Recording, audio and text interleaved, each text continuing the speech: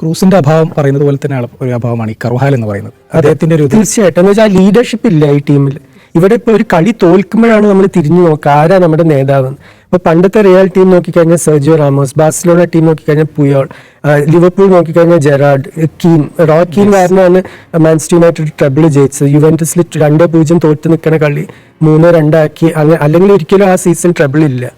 ഇങ്ങനത്തെ കളിക്കാരെയാണ് നമ്മൾ എപ്പോഴും തോൽക്കുമ്പോൾ തിരിഞ്ഞു നോക്കി. ഇന്നലെ തിരിഞ്ഞു നോക്കാൻ ആരുണ്ടായിരുന്നു? ആരുമില്ല. ഈ നമ്മളൊരു ക്യാപ്റ്റൻസി ഇല്ലാന്ന് അതിനപ്പുറത്തേക്ക് റയലിന്റെ ഡിഫൻസിന് ഒരുപാട് പ്രശ്നങ്ങളുണ്ട്. ഈ സീസണിൽ കുറെ പരിക്കുണ്ട്. അതൊരു പരിഹാരം എന്തായിരിക്കും? അലക്സാണ്ടർ ആർണോൾഡ് വരുന്ന കേൾക്കുന്നു. അലക്സാണ്ടർ ആർണോൾഡ് ഡിഫൻസീവ് ആയിട്ട് ഒരു പരിഹാരം അല്ല. അത് ഒരു ക്രിയേറ്റീവ് ഒരു ഫോഴ്സ് ആയിട്ട് തീർച്ചയായിട്ടും റിയലിനെ കുറച്ചും കൂടി നല്ല ടീമാക്കും. പക്ഷെ ഒരു ഡിഫൻഡർ ആയിട്ട് ഇപ്പൊ മറ്റേ ഭാഗത്ത് ഡേവിഡ് ആലബ ഒരു കാലത്ത് യൂറോപ്പിലത്തെ ഏറ്റവും നല്ല ഡിഫൻഡേഴ്സിൽ ഒരാളായിരുന്നു. ഇപ്പോൾ അദ്ദേഹം ഒരു ലയബിലിറ്റി ആയി മാറിയിട്ടുണ്ട്. അപ്പൊ ഇവരെയൊക്കെ മാറ്റണം. പിന്നെ ഇപ്പൊ റൗൾ എസൻസിയോ തീരെ ഇൻഎക്സ്പീരിയൻസ്ഡ് ആയിട്ടുള്ള കളിക്കാരനാണ്. റൂഡിഗർ മാത്രമേ ശരിക്കും ഇനിയും ഒരു 2-3 കൊല്ലം കളിക്കാൻ പറ്റുന്ന ഉറപ്പായിട്ട് പറയാൻ പറ്റുന്ന ഒരു ഡിഫൻഡർ.